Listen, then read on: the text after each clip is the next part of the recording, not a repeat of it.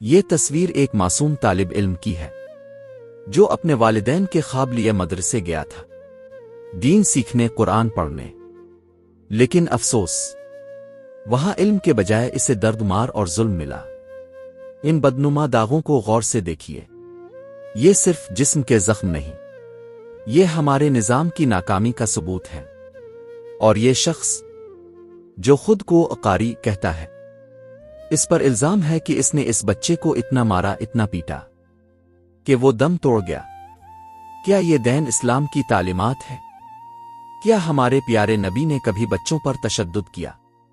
نہیں، اسلام تو رحم، محبت اور شفقت کا دین ہے۔